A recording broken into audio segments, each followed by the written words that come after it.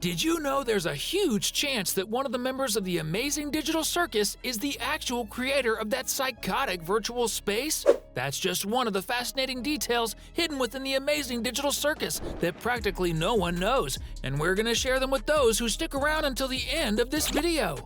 To start discussing the obscure things hidden in this somewhat dark universe of the Amazing Digital Circus, let's begin by talking about Rata. If you're a fan of horror movies, you're probably familiar with the name Annabelle, the possessed doll. The truth is, the Annabelle from the movies doesn't look like Rata, but have you seen the real Annabelle that inspired the horror films? Currently, the cursed doll is housed in the Warren Occult Museum, kept there to prevent, you know. The fact is, when we look at the real Annabelle, we can see similarities between the evil doll and Rata, don't you agree? It kind of seems like there was at least a little bit of inspiration, and this might reveal the true nature of Rata in the series in the future. Only time will tell. And that brings us to the second hidden detail in this bizarrely intriguing series. Pomni is a name that signifies much more than we can imagine. This is because in Polish and Slovenian, the character's name means attentive. I don't know about you, but to me, that sounds like a warning that things are very different from what they appear in that circus tent, don't you think? For example, Rata seems pretty nice, but who knows? Kinger, the half-crazy, half-loony chess piece, says something that is also a clue for attentive eyes and ears. Every time he talks about insects. But have you ever thought why? We have a theory. Bug is a term that is often used to indicate that a program, game, or device has crashed. The theory is that Kinger, in his real version, might have been the creator of the game who entered to solve the problem and never came out. Maybe that place is cursed, just like Annabelle. Speaking of the evil doll, we can say that she wasn't the only figure used as inspiration for Gooseworks and his team when creating the Amazing Digital Circus. We can also say that, for example, Jax, that purple rabbit, might have been inspired by none other than the white rabbit from Alice in Wonderland. It's true that Alice's rabbit wasn't a sociopath like Jax, but he was connected to a completely psychedelic and crazy world, much like the Amazing Digital Circus. In the original story, the rabbit was the key to entering that crazy world, but it could also be the key to escaping that very weird place filled with Mad Hatters and insane playing card figures. Which brings us to another point.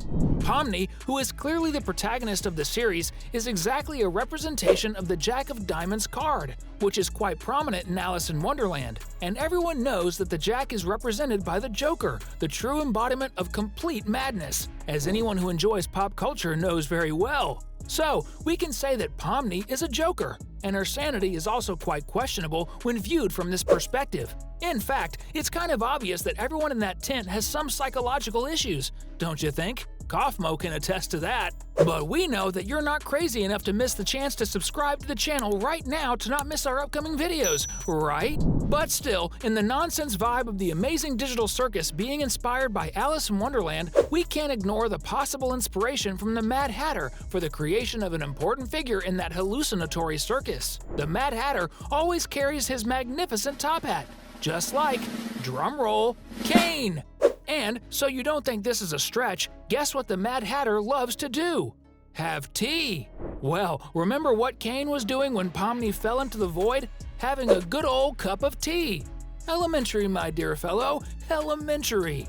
Speaking of Kane, let us share a rather sinister theory involving the character now. There is ample evidence that Kane actually has a brother, and furthermore, they might be twins. In fact, he might have had a brother in the past. This is because the Amazing Digital Circus also seems to have drawn inspiration from biblical stories when creating its psychedelic universe. In the Bible, there were two brothers, Cain and Abel. Cain killed Abel out of envy and became the only son of Adam and Eve. An indication that this story might be true can be found on the plaque we see when Pomni enters the endless maze of doors. The plaque has a C and an A for Cain and Abel. It's possible that the two brothers were partners, and Cain ended up doing the same as his namesake in the Bible, and now he's the sole ruler of the digital circus world. If this is true, it's quite bizarre.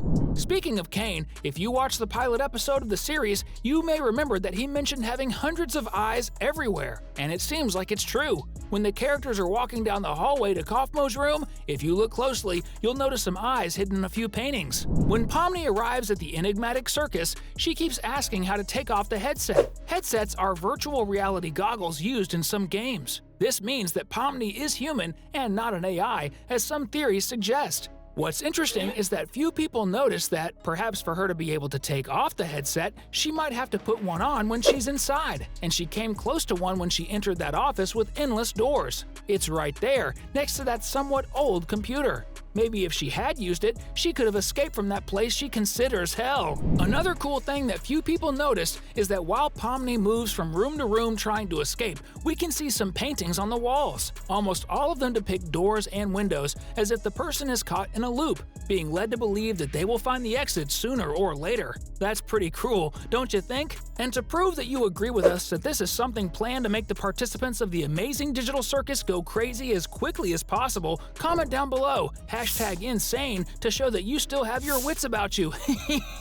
Another interesting thing about the Amazing Digital Circus is its connection to other video games. For example, many people have no idea, but Kane's character is very similar to MC Ballyhoo in Mario Party 8, who was responsible for organizing the Star Carnival that Mario and Luigi participate in. And guess what the Star Carnival looks like? Exactly, a circus, complete with a tent and everything. It's not just Kane who seems to have come from one of the Mario games. Remember Bola, who was always with Kane even during tea time? Apparently, he's harmless and just likes to eat a lot, but since we know that in the Amazing Digital Circus, appearances can be deceiving, we can say that Bola might be quite different from what he appears. He looks quite a bit like Chain Chomp, a ball attached to a chain that is part of the Mario Bros. Games as well. When players are hit, they cause a lot of damage. Now, let's talk about a theory that makes a lot of sense and has been causing a stir about the Amazing Digital Circus. There's an internet rumor that the tent and that bizarre world are actually a prison where those convicted of capital crimes have the option to exchange the death penalty for a kind of digital life sentence. They will never get out, but they will also stay alive, albeit without their memories. If you stop to think about it, you'll see that their lifestyle is essentially a prison, with challenges that can drive them to madness and turn them into those eye-filled monsters. Another thing that only the curious have discovered is related to the ad that appears on the screen when Kane receives the notification that Pomni is in the void. Below that, there's a link and an offer description. When you access it, you're directed to a promotional website to play the exact game of the Amazing Digital Circus. So, we can enter the same place where Pomni and all the others are eager to escape. So, would you dare? You could get stuck and never get out. Now, this is a detail that surely nobody had noticed. When Kaufmo transforms into that creature that destroys everything and everyone it encounters, at a certain point, Pomni comes across him while looking for Kane. And if you look behind the creature, you can see bubbles floating, and they reflect part of the environment. But the creature doesn't reflect in them. I don't know if you're aware, but supernatural creatures like vampires cannot have their reflection seen in mirrors or water. This means that what Kaufmo transformed into is the most terrifying thing in the dimension of the Amazing Digital Circus, and is a kind of creature of darkness, which is why he was sent to the basement, where there is nothing but pure darkness and the suffering of eternal madness. Spooky! Rest assured that the circus is one of the places I like to visit one day, but without going insane. Those were the 15 curiosities, details, and theories that you hadn't seen about the Amazing Digital Circus. And for you to continue enjoying excellent content, we've left these two videos for you to choose from what's cooler for you. Thanks!